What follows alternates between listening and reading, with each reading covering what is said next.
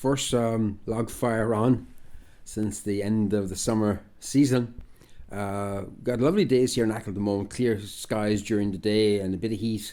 No wind, no rain. Great to get outdoors. But in the evening, the temperatures have dropped quite a bit. I'm not quite sure exactly what they are now, but with the clear skies, nothing to keep the heat in.